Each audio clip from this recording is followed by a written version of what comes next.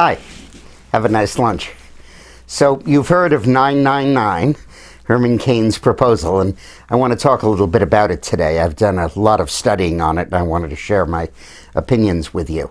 The proposal, I'm sure you realize, is to cut personal income taxes from a variable rate of 35 and 33 and 25 and so on, down to a flat rate of 9%, eliminate all deductions, eliminate the capital gains tax, cut the corporate tax rate to 9%, and then impose a 9% consumption tax in the United States.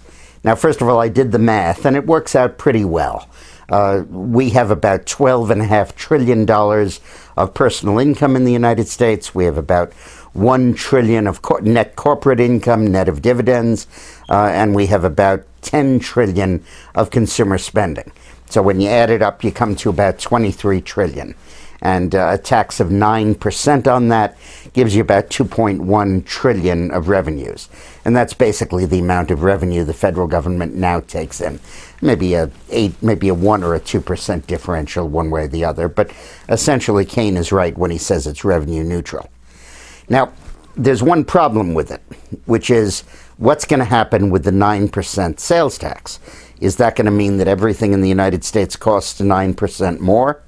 Cain says no, because he says that the wholesaler, the manufacturer, and the retailer all will have a lower tax bill of payroll taxes, income taxes, and corporate taxes, and therefore they can afford to eat the 9% and not pass it on to the consumer.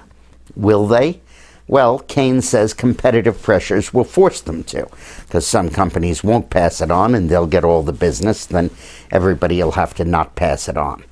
And economists say that that's probably true with big ticket items like cars and stuff. But with food, that is not necessarily the case. That's much less elastic because people have to buy it, there's less comparison shopping, and it's very possible that there might be some increase in those prices. So it could be a little bit inflationary, and it could be somewhat unfair to poorer people who would have to pay a higher sales tax on essential commodities that they buy. But apart from that, it's a very good program, because if you are taxing personal income at a peak rate of 9%, everybody in the world is going to want to do business in the United States. They're going to be lining up. You'll have quadrillionaire illegal immigrants coming into the United States because they're going to want to come in and they're going to want to do business here. The lowest other maximum tax rate in the developed world is 18% in Poland. If the United States is offering 9%, everybody is going to want to do business here. And the consumption tax will also have the effect of increasing the savings rate, which will be very good for us.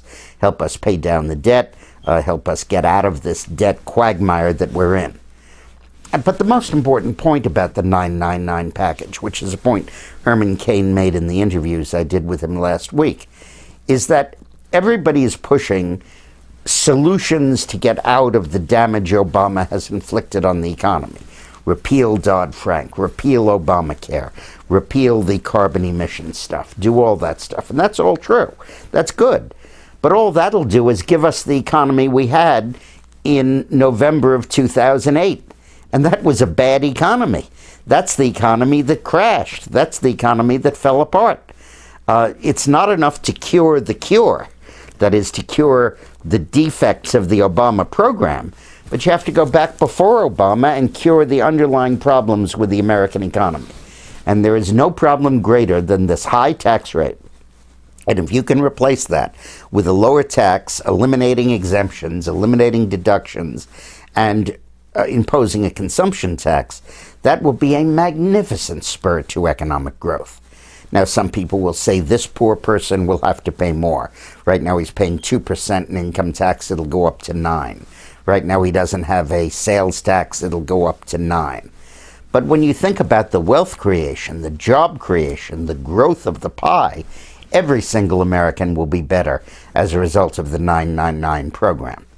Now, one defect, of course, is that once you do 999, the politicians could combine and make it 10-10-10 or 11-11-11 or 12-12-12. And Keynes' answer, which is that he'll require a 2/3 majority to change it, doesn't mean anything, because Congress can vote a 2/3 majority one week and repeal it the next week. It's not a constitutional amendment, it's just an act of Congress. So we can do 999, but we better be on our guard to make sure it stays at 999 and doesn't go higher than that. And that's really the challenge of adopting the Herman-Cain formula. But it's very creative, it's very good, and frankly, it'll work like crazy. Remember, there is only one form of taxes that really generates extra revenue, and that's a tax cut. Thanks.